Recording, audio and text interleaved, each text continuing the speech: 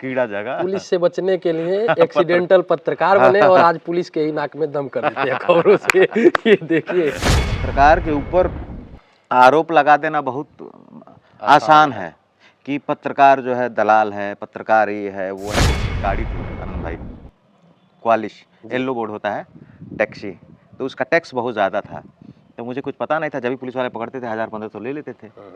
अब मुझे बहुत दुख होता था। तो मेरे एक दोस्त है महेश भाई, उन्होंने राय दिया एक काम करो तुम पत्रकार बन जाओ। तो हमको पता ही नहीं था पत्रकार होता क्या है। हाँ, तो हम बोले उससे क्या होगा महेश भाई? तो महेश भाई बोले पत्रकार बन जाओगे, अपनी गाड़ी पे प्रेस लिखवा दोगे तो कोई पुलिस वाला जो है तुम्हारी गाड़ी चेक नहीं करेगा। पत्रकार का दर्द यह भी है भाई कि कभी कभी जो है गाड़ी में तेल भराने के पैसे नहीं होते हैं, लोन लेके तेल भराना पड़ता है, ठीक है, कर्जा लेके जो है तेल भराना पड़ता है और मुस्कुराना पड़ता है। खुद पॉकेट में 1 रुपया नहीं रहता है, लेकिन दूसरे से ये कहना पड़ता है कि घबराओ मत, तुम्हारा मैं काम कर दूंगा। खुद अंदर से टूटा है, घर वाले ताना मारते हैं कि दुनिया भर के लोग के दुख हर तने अपन घर कमे नहीं होता। पत्रकारिता के क्षेत्र में एक अलग पहचान बनाने वाले और कहा जाए तो पूरे पूर्वी उत्तर प्रदेश में एक ऐसा पॉजिटिव खबरों को परोसते हैं जो लोगों के दिलों में जगह बनाते हैं। और कहा जाए तो मैं खुद इनका प्रशंसक हूं और इन्हीं को देखकर आज जो भी पॉजिटिव न्यूज़ या जो लोग हमें पसंद करते हैं, कहीं ना कहीं उसका श्रेय ये हमारे बड़े भाई आप फ्रेम में देख सकते हैं और इनको गुरु भी मानता हूं, विष्णु प्रभाकर जी। आज ये पहचान के मोहताज नहीं है। हम सोचे कि आज इनसे कुछ बात किया जाए और जो पत्रकारों की दर्द है, पत्रकारिता में कितना संघर्ष है, पत्रकार के जीवन के बारे में हम बात करते हैं। पत्रकार आए दिन किसी न किसी लोगों का इंटरव्यू लेते हैं, बातचीत करते हैं, हीरो, राजनीतिक व्यक्ति, सभी लोगों का, लेकिन पत्रकारों से कोई बात नहीं करता है। पत्रकार दूसरे के इमेज को तो दिखाते हैं, लेकिन पत्रकार का एक क्या इमेज होता है, वो घर का इमेज, बाहर का इमेज और कैसे समाज को वो देखता है और खुद उसके ऊपर क्या आप बीती होती है, हम ये सब जानकारी आप लोगों के बीच रखेंगे। और ये हमारे वरिष्ठ बड़े भाई विष्णु प्रभाकर जी से बात करेंगे, पत्रकारिता में कितना आखिर संघर्ष करना पड़ता है। सबसे पहले तो सर आपका स्वागत है। बहुत धन्यवाद। और सर मैं इसलिए बोल रहा हूँ आपको देख के मैं बहुत चीज़ें सीखता हूँ। थैंक यू, शुक्रिया, आप इस काबिल मुझे समझते हैं और मैं धन्यवाद करूँगा, बहुत शानदार इंटरव्यू दिया आप।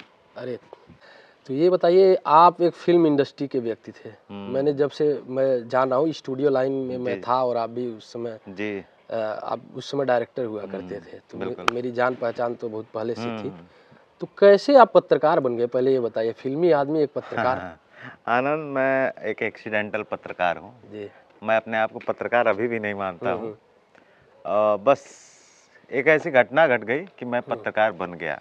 वैसे मेरे अंदर अभी भी पत्रकारों वाली खूबी नहीं है, सीख रहा हूँ, धीरे धीरे सीखता हूँ और बड़े लोगों को, बड़े टीवी चैनल के लोगों को देख के कोशिश करता हूँ कुछ अच्छा काम किया जाए। लेकिन एक चीज़ है मेरे अंदर कि समाज में अच्छी चीज़ें प्रस्तुत करना है। अच्छा। और समाज को वह दिखाना है जिससे समाज में एक बदलाव आए। और पत्रकार बनने की कहानी आप पूछ रहे हैं, तो मैं पहले फिल्म इंडस्ट्री में काम करता था। मैं एज ए राइटर काम करता था, उसके बाद एज ए असिस्टेंट डायरेक्टर काम किया, फिर मैंने एज ए डायरेक्टर काम किया। 500 से ज़्यादा एल्बम, मैंने सीडी वाले दौर के हम डायरेक्टर रहे हैं, डिजिटल वाले दौर के नहीं। सीडी का जब दौर था, मैंने ये समझिए कि 2004 से लेके और 2011 तक मैं फिल्म इंडस्ट्री में काम किया हूँ। एज ए डायरेक्टर 500 एल्बम किया हूँ, सभी भोजपुरी की कंपनियों के लिए काम किया हूँ। लेकिन हम लोग कैमरे के पीछे काम करते थे, क्योंकि डायरेक्टर हैं तो एक छोटा सा नाम आ जाता था, निर्देशक विष्णु प्रभाकर। तो वो कहीं ना कहीं मन को हजम नहीं होता था कि यार हम काम कर रहे हैं, हम खाली अपने आप को बताते थे कि ये मेरा नाम है, नाम के लिए। हाँ, बाकी मुझे लोग पहचान नहीं पाते थे। डायरेक्टर कहीं न कहीं नाम के लिए ही मरते हैं। एक छोटी सी नाम आती है, लेकिन वो पूरे फिल्म का संरचना करता है, लेकिन उसका सिर्फ एक नाम आता है। तो कहीं न कहीं नाम आपको लिए बड़ा मुश्किल था। फिर मैं फिल्म इंडस्ट्री से दूरी बना लिया था 2011 के बाद, और उसके बाद मैं बिजनेस करने लगा। मुंबई में बिजनेस किया, फिर उसके बाद मुंबई में रहता था तो मेरा फिल्मी कीड़ा जग जाता था, तो जो मैं पैसा कमाता था फिर जो है उसको ख़त्म कर देता था। और इस तरीके से मेरा वो कीड़ा जब जग जाता था तो मैं परेशान हो जाता था। फिर मैं बोला फाइनली मुंबई छोड़ देते हैं। तो 11 में मैं मुंबई छोड़ के बेंगलोर शिफ्ट हो गया और बेंगलोर में बिजनेस करने लगा। और उसके बाद मैं बिजनेस करते करते, मेरे पास एक गाड़ी थी आनंद भाई, क्वालिश येलो बोर्ड होता है टैक्सी, तो उसका टैक्स बहुत ज़्यादा था।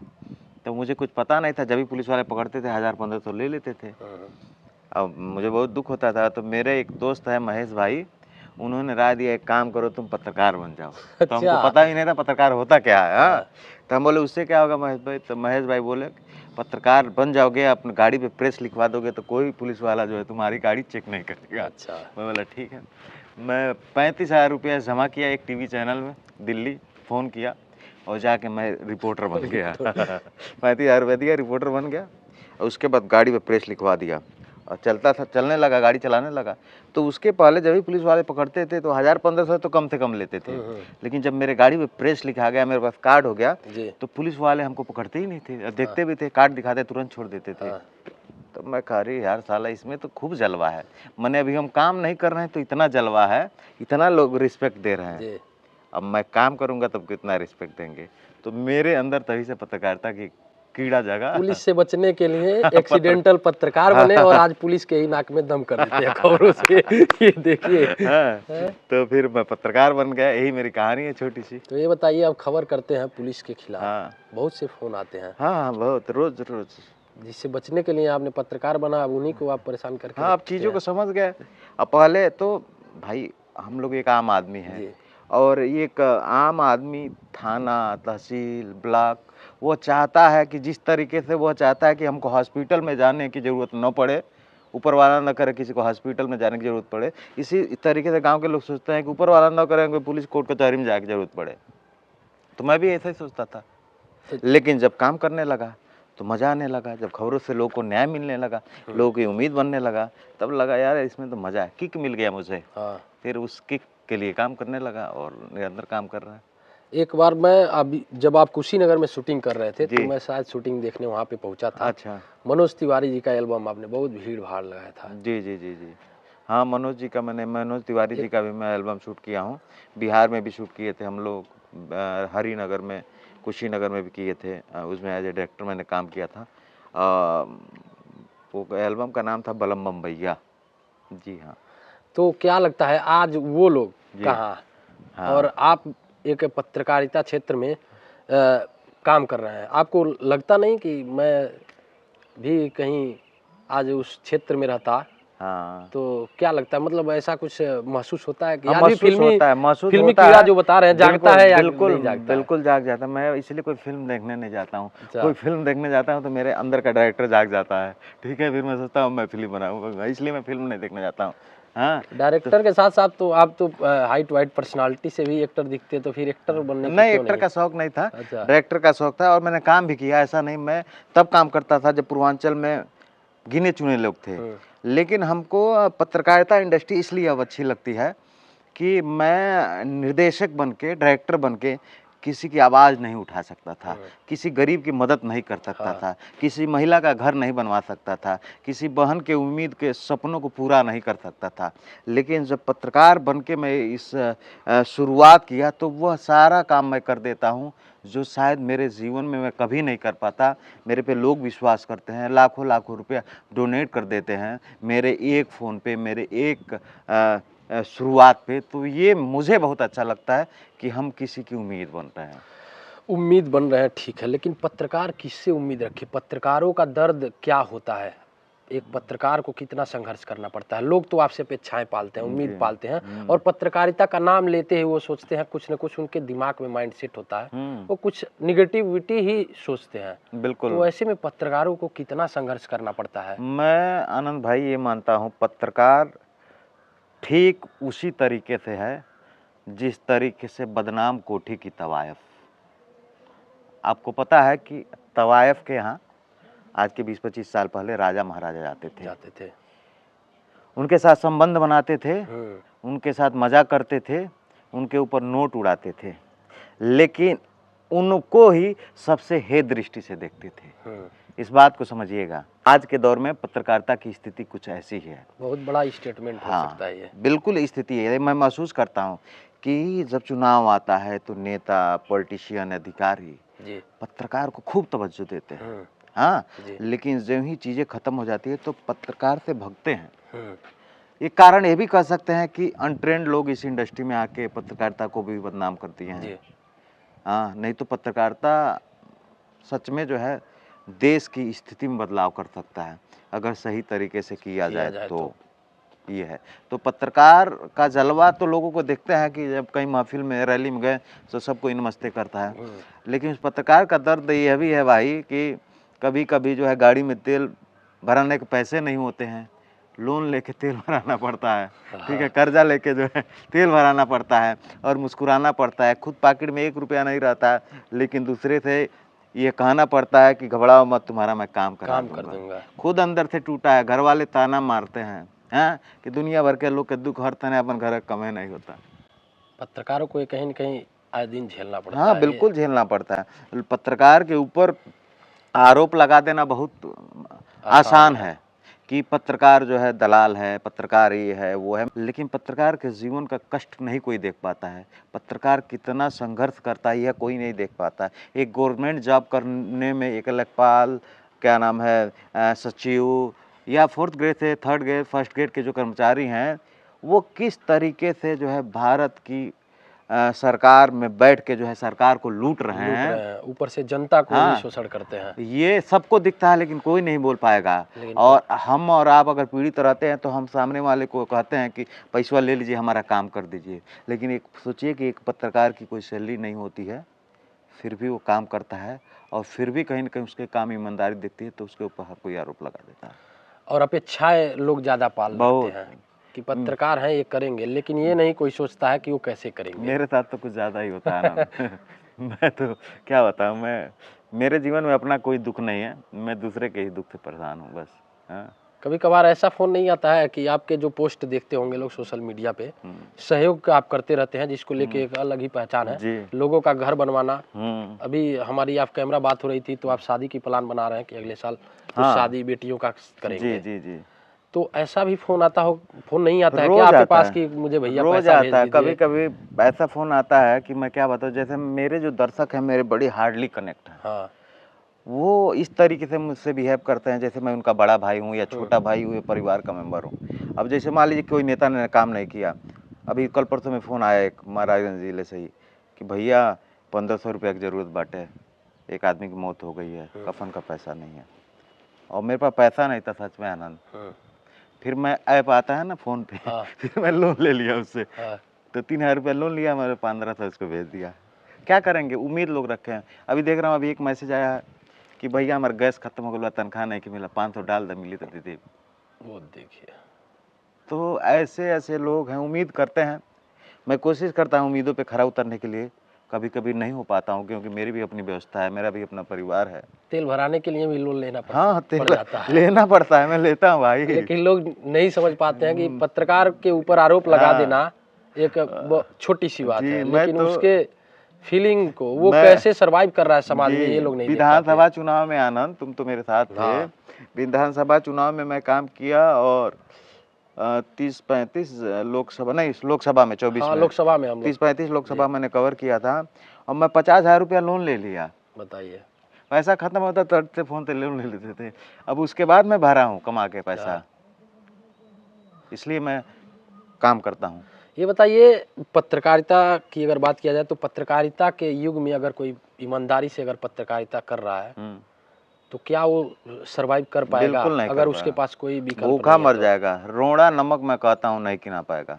मेरी अपनी जो स्थिति है जी, मैं हर महीने पत्रकारिता में कम से कम 25 से 30 हजार रुपये। कैसे आप सरवाइव करते हैं, कैसे चलते हैं? आनंद भाई, मेरा अपना बिजनेस है जी, बेंगलोर में एक छोटा सा व्यापार है, वही बिजनेस मैं करता हूँ, उससे पैसे कमाता हूँ। जैसे अभी मान लीजिए अभी मैं चला जाऊँगा, 3 महीने काम करूँगा, पैसे कमाऊँगा, फिर आगे 3 महीने उसको खर्च करता हूँ, फिर ख़त्म हो जाता है, फिर मैं चला जाता हूँ। ये मेरा रूटीन है। बहुत से लोग कहते हैं कि सोशल मीडिया से आप बहुत ज़्यादा पैसा कमाते हैं, कितना कमा लेते हैं? सोशल मीडिया से बस यह जान लीजिए कि तेल भराने तक का पैसा नहीं कमा पाते हैं। अच्छा, मेरा पर डे का खर्च होता है कम से कम 2 से 3 हज़ार रुपया, और मैं जो खबरें करता हूँ आप भी जानते हैं, वो खबर उन्हीं लोगों की होती है जो दुनिया से, सरकार से, सिस्टम से हार गए होते हैं। तो उनकी खबर भी करनी है, उनको 2-4-500 मदद भी करना है।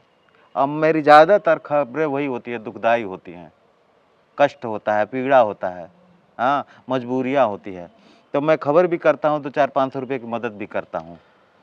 अभी आप कह रहे थे कि जब चुनाव आता है या कोई फंक्शन होता है या कोई प्रोग्राम होता है, तो जैसे नेता और जो अभी आप तवाइफों की बात कर रहे थे, पैसा उड़ाते हैं, लेकिन जब समय निकल जाता है कोई पता तो वही क्यों कटने लगते हैं? आखिर पत्रकारों को के प्रति नजरिया आखिर उन लोगों का क्यों बदल जाता है? ऐसा सब लोगों के साथ ऐसा नहीं है जी।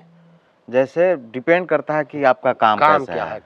जैसे आज के दौर में मैं भी मानता हूँ कि पत्रकारिता एक बेरोजगारी का साधन हो गया है।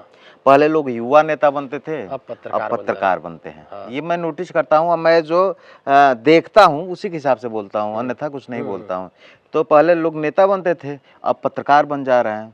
मैं कई लोगों को जानता हूँ, सैकड़ों लोगों को जानता हूँ, नेता बन के मिले, उसके बाद मिले संपादक, भैया हम संपादक हैं। हमारे पास बहुत लोग काम करने आते हैं कि भैया आपके चैनल में काम करना है। हम कहें गुरु माफ करो, हम चैनल में काम दे ही नहीं पाएंगे कि आपको।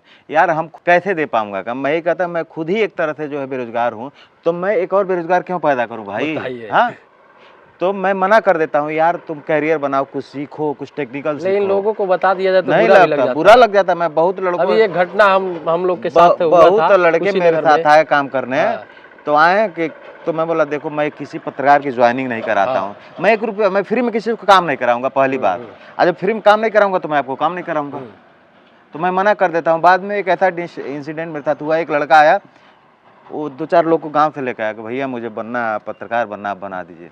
कहा नहीं गोड़ लगता नहीं, हमारे मन का नहीं, वो पत्रकार बना दो। फिर 2-3 महीने बाद जब ही 22 वाला विधानसभा चुनाव आया, वो आया मिलने। हेलो सर, कैसे हैं? India bureau chief. वो ब्यूरो चीफ बन गया। मैं बोला बाप रे साला, मैं तो छोटा ही रह गया, ब्यूरो चीफ बन गया। लेकिन क्या है, वो भटकता रहेगा। उसे होना क्या है, आप एक दिखावटी दुनिया में एक कार ले लेंगे, एक विला लेंगे, उससे कुछ नहीं होगा। हाँ ये है, आपको कुछ अलग करना है तो रास्ते भी अलग बनाने पड़ेंगे। जैसे मैं जो काम करता हूँ, मुझे भरोसा है, और मेरे से ज़्यादा मेरे दर्शकों पे भरोसा रहता है। मेरे दर्शक वो जानते हैं, वो जज करते हैं, क्योंकि जनता सब जानती है कि आप कितने ईमानदार हैं और कितने बेईमान हैं। मैं कहीं जाता हूँ खबरों से दिख जाता है लोगों में। मैं कहीं जाता हूँ तो एक अलग नज़रिए से लोग तवज्जो देते हैं, तो मुझे लगता है कि यार मेरी मेहनत सफल हो रही है। और मेरा पत्रकार बनने का एक और रीज़न था आनंद भाई, आपको बता दूँ। जैसे मैं बेंगलोर में बिजनेस करता हूँ, तो घर में जो है साल में 2 महीने 3 महीने आता था रहने के लिए, तो मैं बेकार था, मतलब रोज 1000 रुपये गाड़ी में तेल डलता था, वैसे घूमते थे और खर्चे हो जाते, तो वो 1500-2000 रुपये रोज मेरे खर्चे होते थे। तो मैं सोचा इसको यूटिलाइज किया जाए। अब वो 1500-2000 रुपये मेरे जो रोज के जो खर्च होते हैं, उससे मेरा फायदा ये होता है कि मैं नए नए लोगों से मिलता हूँ, लोगों की समस्याएं दूर करता हूँ, लोगों की पीड़ा दूर करता हूँ और लोगों की उम्मीद बनता हूँ। जनहित के मुद्दों पे काम करते हैं, ताकि लोगों में पहचान भी कहीं न कहीं, जितने आप बिजनेस से पहचान नहीं बना पाए, बिल्कुल उतना पत्रकारिता से बिल्कुल एक मुकाम पाए हैं। बिजनेस बड़ा चीज, पैसे से आपको ताकतवर बना पाएगा, और बहुत सारे पैसे वाले लोग हैं, लेकिन मुझे लगता है कि हर लोग मुझे सम्मान देता है जी। तो ये कहीं ना कहीं सिर्फ काम की काबिलियत है और कुछ नहीं है मेरे अंदर। तो वैसे आप रहने वाले कहाँ के हैं? बहुत से दर्शक नहीं जानते हैं। मैं रहने वाला जो बारे में कुशीनगर का आखिरी गांव कह लीजिए, तो ताकि मेरा महाराजगंज से भी बड़ा कनेक्टिविटी रहता है। बहुत लोग हमको महाराजगंज का समझते हैं, बहुत लोग कुशीनगर का समझते हैं, तो ये समझ लीजिए कि कुशीनगर का आखिरी गांव, और मेरे घर से 1 किलोमीटर बाद महाराजगंज की शुरुआत हो जाती है। यानी खड्डा और सिसवा वाले रोड पे जो है मेरा मकान है, सबया के पास में, ठीक है, वहीं हम रहते हैं। पत्रकारिता में क्या भविष्य है? ये सवाल आपका बहुत सॉलिड है आनंद। पत्रकारिता में भविष्य है, लेकिन मुझे लगता है भविष्य आपका तब है जब आप फाइनेंशियली स्ट्रांग रहेंगे। अन्यथा ये समझ जाइए कि पत्रकारिता करके आप जो है अपने घर का नमक सब्जी बाजार खरीद लें तो आप एक दलाल साबित बन के रह जाएंगे। क्योंकि जब आप किसी से रुपया लेंगे तो कहीं ना कहीं आप बदनाम होंगे, उसका नजरिया आपके प्रति। और हर पक्ष का 2 पक्ष होता है, 2 पहलू होता है। एक पक्ष को खुश करेंगे तो दूसरा पक्ष जो है आपसे दुखी होगा।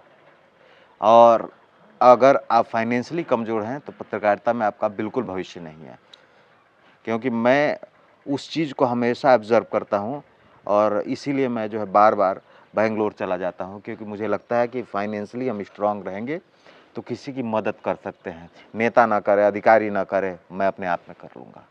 ये बताइए, जो पत्रकार हैं, पुलिस के खिलाफ एक खबर लिखते हैं, तो पुलिस आपको इस तरीके का ऐसा कुछ हुआ कि पुलिस के द्वारा धमकियां मिली हो? बहुत बार कोई धमकी। डर नहीं लगता है? डर लगता है, बिल्कुल डर लगता है। डर किसको नहीं लगता है?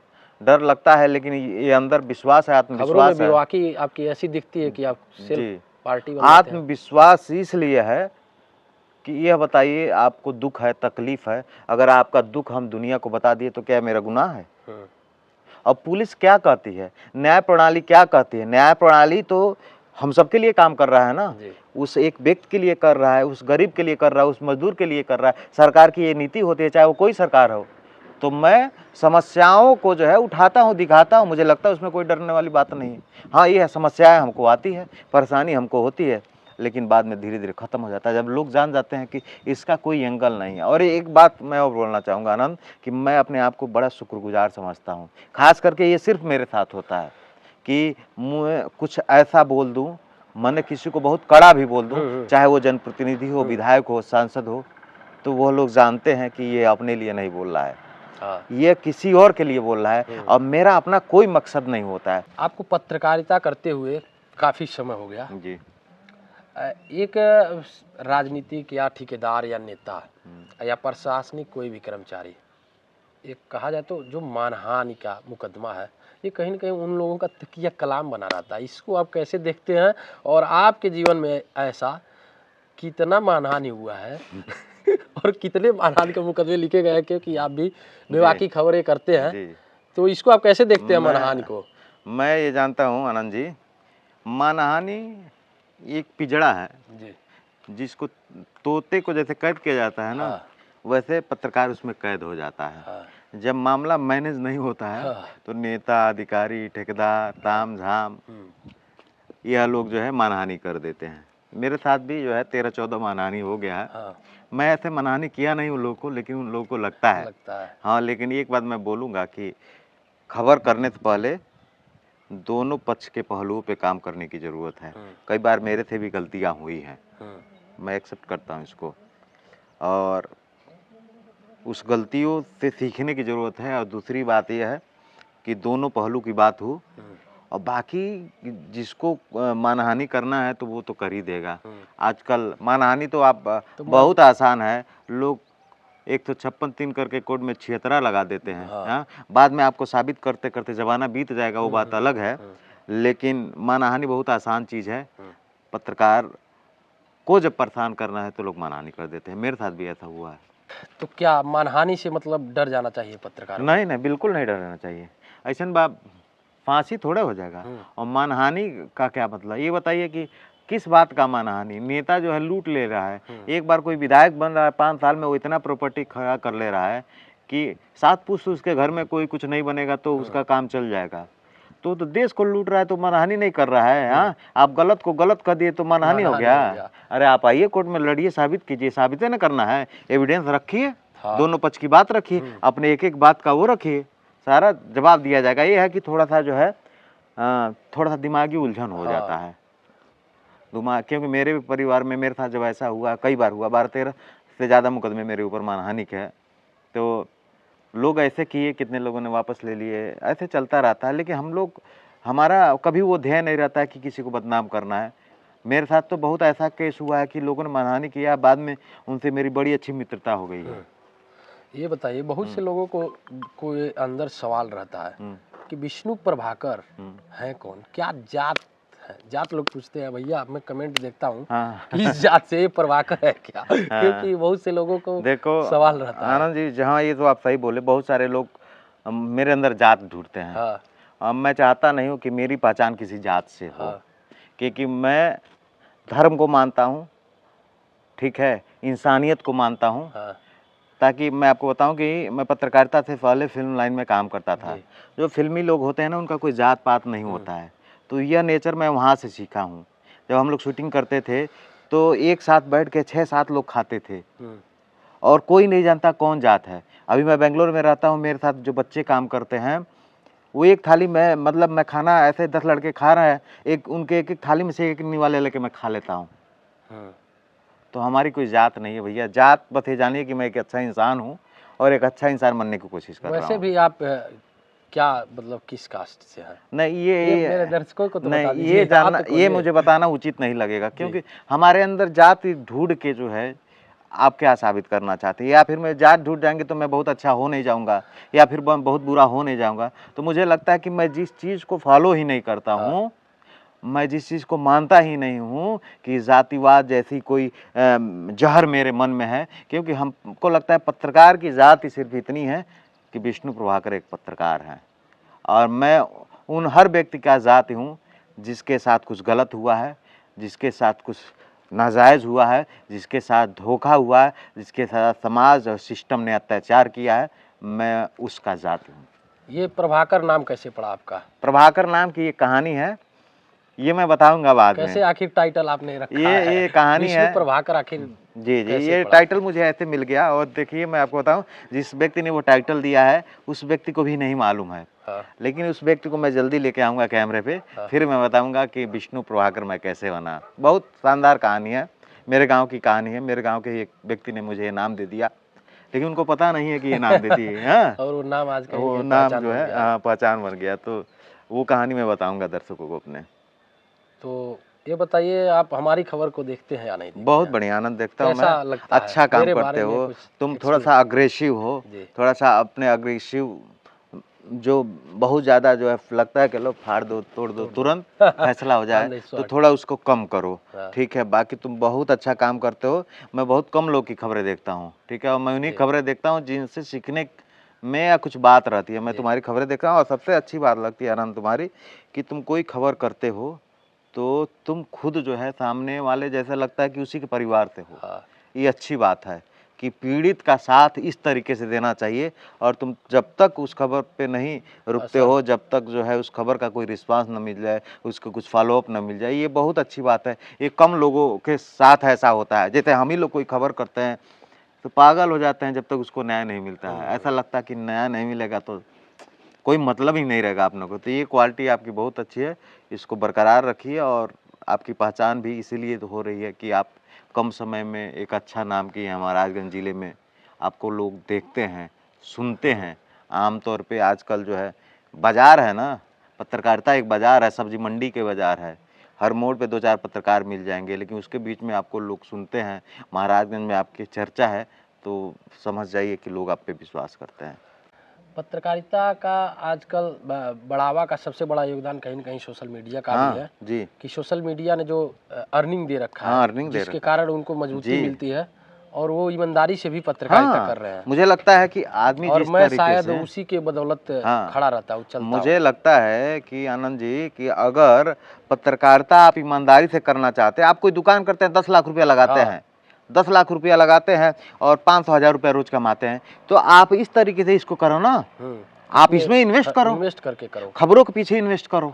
अब जैसे हम लोग को कोई खबर पता चलता है कि कोई खबर लखनऊ के पास में है, कोई बिहार में है, अच्छी खबर आती है तो पहुंच जाते हैं, और हमारे दर्शकों को अच्छा लगता है। और दर्शकों का क्या, अच्छा चीज लेकर आएंगे तो किसी को अच्छा लगेगा, तो आपका रेवेन्यू भी जनरेट होगा, आप पैसा भी कमाएंगे। ऐसा होगा कि अगर आप उसको बिजनेस पॉलिसी के तहत काम करेंगे, कंटिन्यू महीने महीने काम करेंगे, तो आप चैनल से ही बढ़िया पैसा कमा सकते हैं। चैनल से ही लोग कमाने वाले तो ऐसे 2-2 लाख 5-5 लाख रुपए हाँ, महीने की एकदम कमा अर्निंग रहे है। हैं, एकदम कमा रहे और हैं। कहीं न कहीं जो आजकल की स्ट्रीम मीडिया नहीं दिखा पा रही है, वो सोशल मीडिया ने कहीं कहीं बिल्कुल पत्रकारिता को जिंदा रखा जी, है। इसको आप कैसे देखते सोशल हैं? मीडिया देश को मुद्दा दे रहा है। आज आपके देखिए कि सोशल मीडिया तय करता है कि डिबेट का मुद्दा क्या होगा। नहीं तो पहले नेशनल मीडिया तय करता था किस बात पे डिबेट होगा। आज सोशल मीडिया मुद्दा दे रहा है, और नेशनल मीडिया को मजबूर होकर जो है ना सोशल मीडिया के उस खबरों को चलाना पड़ रहा है। देश को मुद्दा सोशल मीडिया के एकदम दे रहा है। लास्ट और आखिरी सवाल जी, जो लोग ईमानदारी से पत्रकारिता करना चाहते हैं उनके लिए क्या आपका सुझाव है, राय है, और कैसे करें? मैं यही कहूँगा आनंद जी कि तैयारी के साथ आएँ। ये नहीं कि जो है एक ठो मोबाइल ले लिए, 500 का वायर ले लिए, एक ठो झोला ले लिए और कूद गए मैदान में। ये आपकी तैयारी नहीं है।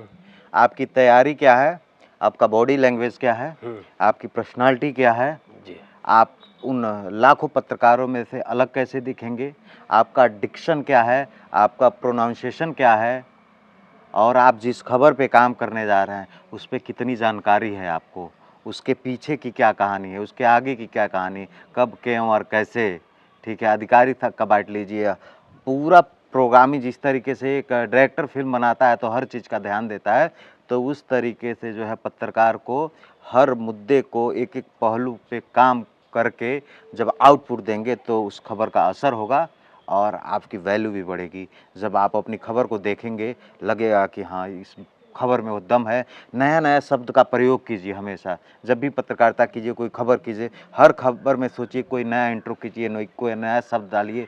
वह गलती मत कीजिए कि जैसे कोई आपकी आदत बन जाए। कभी कभी मैं देखता हूँ कई पत्रकारों को कुछ चीज़ ऐसा कहते हैं कि वो उनके जीवन का आदत बन जाता है, उसके बिना नहीं रह पाते हैं, वह बोलते ही हैं। तो उस आदत मत बनाइए, हमेशा कुछ नया करने की कोशिश कीजिए। और पूरा मार्केट खाली है, अच्छा काम करेंगे तो दुनिया में लोग अच्छे लोग हैं, आपको पसंद करते हैं, बस आप कितने ईमानदार हैं यह तय करता है। तो अब गांव वाले रिपोर्टर कहाँ जा रहे हैं तैयारी वैयारी करने? मैं जा रहा हूँ कमाने बेंगलोर। अब मैं चला जाऊँगा बेंगलोर कमाने, 3-4 महीना बाद कमा के आऊँगा, फिर ऐसे खर्च करके 2-3 महीने बाद चला जाऊँगा। अपनी ज़िंदगी ऐसे चलती रहेगी। और अच्छा लगता है कि बस लोग विश्वास करते हैं और कुछ नहीं चाहिए इस जीवन से। चलिए, बहुत बहुत धन्यवाद, आपने बहुत थैंक यू आनंद, समय दिया, अच्छा लगा आपसे बात करके। और तो ये देख सकते हैं पत्रकारों का पूरी कहानी, पूरी इन जो पत्रकारों के बीच में जो होती रहती है घटनाएं आए दिन, पत्रकार की जीवन शैली और पत्रकारों पे क्या क्या बीतता है और क्या क्या वो झेलते हैं, सभी मुद्दों पे हम लोगों ने बात किया। तो इस पूरी बातचीत के बारे में आपकी क्या राय है, कमेंट करके ज़रूर बताएं। मैं हूं आनंद कुमार गुप्ता, महाराजगंज।